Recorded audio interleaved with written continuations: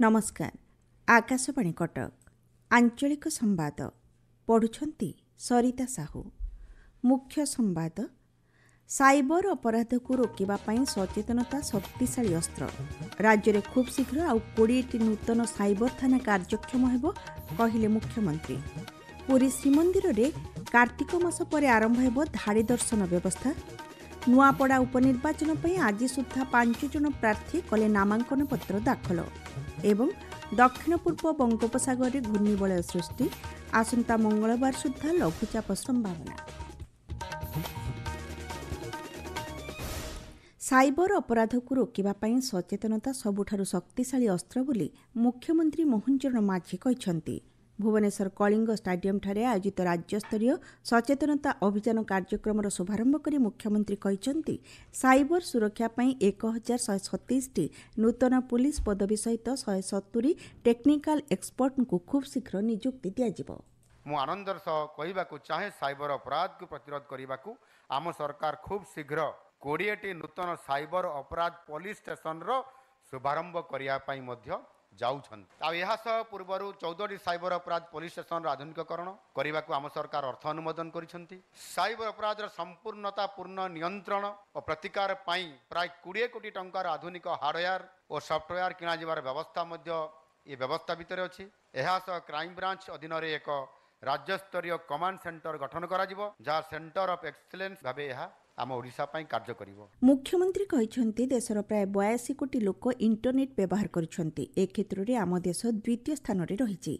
Internet व्यवहार जीवनर एक अविच्छेद्य अंग होइथिबा बेले साइबर अपराधी माने एहार सुजोग नहीं साधारण जनता को ठकिबारे लागिछन्ति।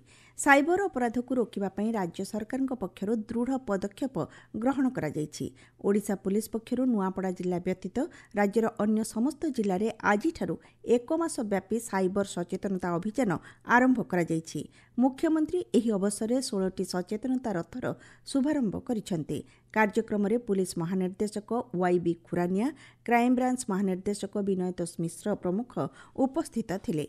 एही अवसर में राज्यर विभिन्न स्थान में साइबर सचेतनता कार्यक्रम अनुष्ठित हो जायछि।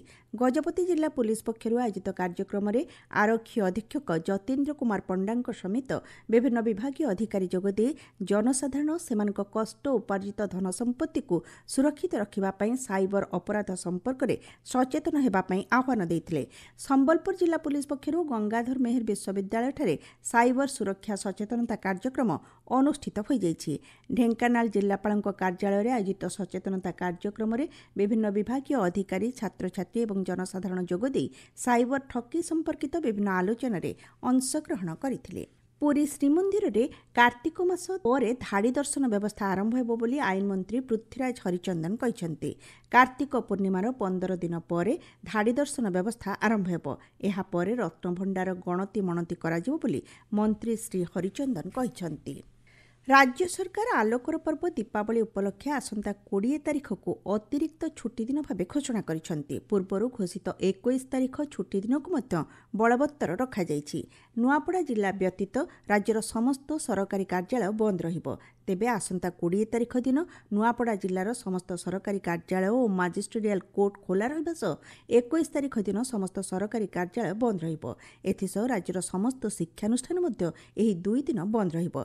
चलित मासर चतुर्थ शनिवार 25 तारिख को सरकारी कार्य दिवस भाव घोषणा करा जायछि।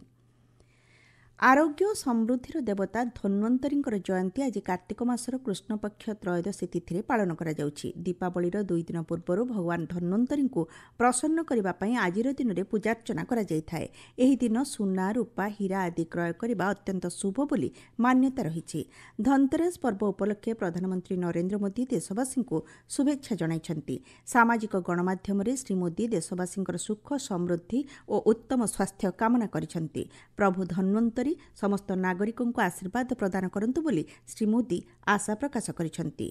मुख्यमंत्री मोहन चरण माझी शुभेच्छा जणाई कहिछन्ति आजिर दिन में राज्यर प्रत्येक परिवार सुख, शांति, समृद्धि और उत्तम स्वास्थ्य लाभ करने सह चाषी, श्रमिक, महिला और युवपीढ़ी सफलतार नूतन द्वार उन्मुक्त हेउ।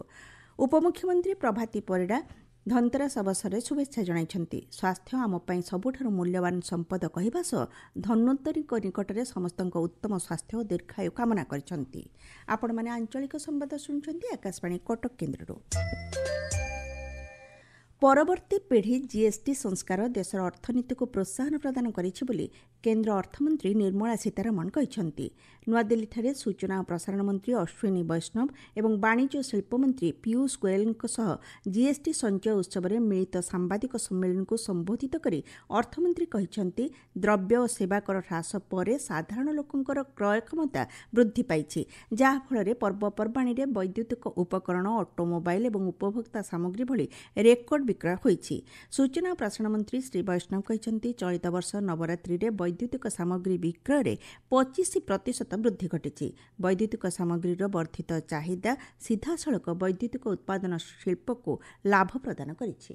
नेचुरल वे में कंजम्पशन हर साल बढ़ता है as income grows, as country grows. Because of the GST reforms consumption will be significantly increasing and quite likely it's very likely that the consumption will increase more than 10% this year, which means करीब 20 लाख करोड़ रुपए का extra consumption होने की पूरी संभावना है। ନୂଆପଡ଼ା ଉପନିର୍ବାଚନ ପାଇଁ ଆଜି 4 ଜଣ ପ୍ରାର୍ଥୀ ନାମାଙ୍କନ ପତ୍ର ଦାଖଲ କରିଛନ୍ତି। ବିଜେପି ପ୍ରାର୍ଥୀ ଜୟ ଢୋଲକିଆ, କଂଗ୍ରେସ ପ୍ରାର୍ଥୀ ଘାସିରାମ ମାଝୀ, ଓଡ଼ିଶା ଜନତା ଦଳ ପ୍ରାର୍ଥୀ ଶୁକଦେବ ଦଣ୍ଡସେନା ଓ ସ୍ୱାଧୀନ ପ୍ରାର୍ଥୀ ପୁରୁଷୋତ୍ତମ ବେହେରା ପ୍ରାର୍ଥୀପତ୍ର ଦାଖଲ କରିଛନ୍ତି। ଆଜି ସୁଦ୍ଧା 5 ଜଣ ପ୍ରାର୍ଥୀ 7ଟି ନାମାଙ୍କନ ପତ୍ର ଦାଖଲ କରିଥିବା ଜଣାପଡ଼ିଛି। ଗତକାଲି ସ୍ୱାଧୀନ ପ୍ରାର୍ଥୀ ଆଶ୍ରୟ ମହାନନ୍ଦ ପ୍ରାର୍ଥୀପତ୍ର ଦାଖଲ କରିଥିଲେ। ଭାରତର ନିର୍ବାଚନ ଆୟୋଗଙ୍କ ବିଜ୍ଞପ୍ତି ଅନୁଯାୟୀ ଆସନ୍ତା ସୋମବାର ଦିନ ନାମାଙ୍କନ ଦାଖଲର ଶେଷ ତାରିଖ ରହିଛି। ସେହିପରି ବୁଧବାର ଦିନ ନାମାଙ୍କନ ପତ୍ର ଯାଞ୍ଚ ଏବଂ ଶୁକ୍ରବାର ପ୍ରାର୍ଥୀପତ୍ର ପ୍ରତ୍ୟାହାର ଶେଷ ତାରିଖ ଧାର୍ଯ୍ୟ କରାଯାଇଛି। ସୂଚନାଯୋଗ୍ୟ, ଆସନ୍ତା ମାସ 11 ତାରିଖରେ ନୂଆପଡ଼ା ଉପନିର୍ବାଚନ ଅନୁଷ୍ଠିତ ହେବ। 16 ତାରିଖ ସୁଦ୍ଧା ନିର୍ବାଚନ ପ୍ରକ୍ରିୟା ଶେଷ ହେବ। ନୂଆପଡ଼ା ଉପନିର୍ବାଚନ ପରିପ୍ରେକ୍ଷୀରେ ଆଜି ମୁଖ୍ୟ ନିର୍ବାଚନ ଅଧିକାରୀ ଆର୍ଏସ୍ ଗୋପାଳନ ନୂଆପଡ଼ା ଜିଲ୍ଲା ଗସ୍ତର ଦ୍ୱିତୀୟ ଦିନରେ ଜିଲ୍ଲାପାଳଙ୍କ କାର୍ଯ୍ୟାଳୟ ପରିସରରେ ସମୀକ୍ଷା କରିଛନ୍ତି। ନ୍ୟାସନାଲ୍ କଲେଜସ୍ଥିତ ଭୋଟ୍ ଗଣତି କେନ୍ଦ୍ର, ଇଭିଏମ୍ ଓ ଭିଭିପାଟ୍ ଥିବା ଷ୍ଟ୍ରଙ୍ଗ ରୁମ୍ ସେ ପରିଦର୍ଶନ କରିଛନ୍ତି। ଶ୍ରୀ ଗୋପାଳନ ନୂଆପଡ଼ା ନିର୍ବାଚନ ମଣ୍ଡଳୀ ଅନ୍ତର୍ଗତ ବିଭିନ୍ନ ବୁଥ୍ ପରିଦର୍ଶନ କରିବା ସହ ଉପଲବ୍ଧ ମୌଳିକ ସୁବିଧାର ତଦାରଖ କରିଛନ୍ତି। ଗସ୍ତ ଅବସରରେ ଜିଲ୍ଲାପାଳଙ୍କ ସମେତ ବରିଷ୍ଠ ଅଧିକାରୀମାନେ ଉପସ୍ଥିତ ଥିଲେ। ନୟାଗଡ଼ ପୌର ପରିଷଦ ବୈଠକ ଅଧ୍ୟକ୍ଷା ନିରୁପମା ଖଟେଇଙ୍କ ସଭାପତିତ୍ୱରେ ଅନୁଷ୍ଠିତ ହୋଇଯାଇଛି। ବିଧାୟକ ଡକ୍ଟର ଅରୁଣ କୁମାର ସାହୁ ବୈଠକରେ ଯୋଗଦେଇ ଜିଲ୍ଲାର ବିଭିନ୍ନ ଉନ୍ନୟନମୂଳକ କାର୍ଯ୍ୟର ସମୀକ୍ଷା କରିଛନ୍ତି। ଆହାର କେନ୍ଦ୍ରଗୁଡ଼ିକର ସୁପରିଚାଳନା ପାଇଁ ଏକ ପରିଦର୍ଶନକାରୀ ଦଳ ଗଠନ କରାଯାଇଛି। ବଲାଙ୍ଗୀ ଉଦ୍ୟାନର ଉନ୍ନତୀକରଣ ପାଇଁ ପଦକ୍ଷେପ ଗ୍ରହଣ କରାଯିବ ବୋଲି ବୈଠକରେ ନିଷ୍ପତ୍ତି ହୋଇଛି। ଗଜପତି ଜିଲ୍ଲାରେ ମହିଳାମାନଙ୍କୁ ସଶକ୍ତ ଓ ରୋଜଗାରକ୍ଷମ କରାଇବା ଲକ୍ଷ୍ୟ ନେଇ ଜିଲ୍ଲା ପ୍ରଶାସନ ପକ୍ଷରୁ ଏକ ଏକାଭିମୁଖୀ କର୍ମଶାଳା ଅନୁଷ୍ଠିତ ହୋଇଯାଇଛି।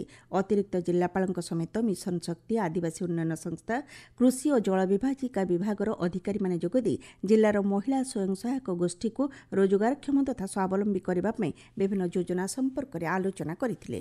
ଭଦ୍ରକ ଜିଲ୍ଲା ସାମାଜିକ ସୁରକ୍ଷା ବିଭାଗ ଓ ଜିଲ୍ଲା ପ୍ରଶାସନ ପକ୍ଷରୁ ବାସୁଦେବପୁର ବ୍ଲକ ବ୍ରାହ୍ମଣୀଗାଁ ସରକାରୀ ଉଚ୍ଚ ବିଦ୍ୟାଳୟଠାରେ ଭୀମଭୋଇ ଭିନ୍ନକ୍ଷମ ସାମର୍ଥ୍ୟ ଶିବିର ଆୟୋଜିତ ହୋଇଯାଇଛି। ବ୍ଲକର 36ଟି ପଞ୍ଚାୟତ ଓ ପୌରପାଳିକାର 532 ଜଣ ଭିନ୍ନକ୍ଷମ ବ୍ୟକ୍ତିଙ୍କ ସ୍ୱାସ୍ଥ୍ୟ ପରୀକ୍ଷା କରାଯିବା ସହ ସେମାନଙ୍କୁ ପ୍ରମାଣପତ୍ର ପ୍ରଦାନ କରାଯାଇଥିଲା। ପ୍ରଧାନମନ୍ତ୍ରୀ ସୂର୍ଯ୍ୟଘର ଯୋଜନାରେ ପଶ୍ଚିମ ଓଡ଼ିଶାରେ ପ୍ରଥମ କରି ବଲାଙ୍ଗୀର ଜିଲ୍ଲା ପୁଇନ୍ତଲା ମହିମୁଣ୍ଡାଠାରେ 1 କିଲୋୱାଟ୍ର ରୁଫ୍ଟପ୍ ସୋଲାର ପ୍ୟାନେଲ ଶୁଭାରମ୍ଭ ହୋଇଯାଇଛି। ପାଣିପାଗ, ଦକ୍ଷିଣ ଆଣ୍ଡାମାନ ସାଗର ଏବଂ ତତ୍ସଂଲଗ୍ନ ଦକ୍ଷିଣ ପୂର୍ବ ବଙ୍ଗୋପସାଗରରେ ଏକ ଘୂର୍ଣ୍ଣିବଳୟ ସୃଷ୍ଟି ହୋଇଛି। ପ୍ରଭାବରେ ଆସନ୍ତା ମଙ୍ଗଳବାର ସୁଦ୍ଧା ଏକ ଲଘୁଚାପ କ୍ଷେତ୍ର ସୃଷ୍ଟି ହେବାର ସମ୍ଭାବନା ରହିଛି। ପଶ୍ଚିମ ଓ ଉତ୍ତର ପଶ୍ଚିମ ଦିଗକୁ ଗତି କରି ଏହା ଅଧିକ ଘନୀଭୂତ ହୋଇ ଅବପାତର ରୂପ ନେବ ବୋଲି ପାଣିପାଗ ବିଭାଗ ପକ୍ଷରୁ ଅନୁମାନ କରାଯାଇଛି। ଆସନ୍ତା 24 ଘଣ୍ଟା ମଧ୍ୟରେ ଘଡ଼ଘଡ଼ି ସହ ବର୍ଷା ହେବା ନେଇ ମାଲକାନଗିରି, ରାୟଗଡ଼ା, କୋରାପୁଟ, ଅନୁଗୁଳ, ଢେଙ୍କାନାଳ, ବୌଦ୍ଧ, କନ୍ଧମାଳ, କଳାହାଣ୍ଡି, ନବରଙ୍ଗପୁର ଓ ଉପକୂଳବର୍ତ୍ତୀ ଜିଲ୍ଲାଗୁଡ଼ିକୁ ଭୁବନେଶ୍ୱରସ୍ଥିତ ଆଞ୍ଚଳିକ ପାଣିପାଗ ବିଜ୍ଞାନ କେନ୍ଦ୍ର ପକ୍ଷରୁ ସତର୍କ ସୂଚନା ଜାରି କରାଯାଇଛି। ମୁଖ୍ୟ ସମ୍ବାଦ ପୁଣି ଥରେ। ସାଇବର ଅପରାଧକୁ ରୋକିବା ପାଇଁ ସଚେତନତା ଶକ୍ତିଶାଳୀ ଅସ୍ତ୍ର। ରାଜ୍ୟରେ ଖୁବ୍ ଶୀଘ୍ର ଆଉ 20ଟି ନୂତନ ସାଇବର ଥାନା କାର୍ଯ୍ୟକ୍ଷମ ହେବ, କହିଲେ ମୁଖ୍ୟମନ୍ତ୍ରୀ। ପୁରୀ ଶ୍ରୀମନ୍ଦିରରେ କାର୍ତ୍ତିକ ମାସ ପରେ ଆରମ୍ଭ ହେବ ଧାଡ଼ି ଦର୍ଶନ ବ୍ୟବସ୍ଥା। ନୂଆପଡ଼ା ଉପନିର୍ବାଚନ ପାଇଁ ଆଜି ସୁଦ୍ଧା 5 ଜଣ ପ୍ରାର୍ଥୀ କଲେ ନାମାଙ୍କନ ପତ୍ର ଦାଖଲ ଏବଂ ଦକ୍ଷିଣ ପୂର୍ବ ବଙ୍ଗୋପସାଗରରେ ଘୂର୍ଣ୍ଣିବଳୟ ସୃଷ୍ଟି। ଆସନ୍ତା ମଙ୍ଗଳବାର ସୁଦ୍ଧା ଲଘୁଚାପ ସମ୍ଭାବନା। ଆଞ୍ଚଳିକ ସମ୍ବାଦ ଆଜି ପାଇଁ ଏତିକିରେ ଶେଷ ହେଲା।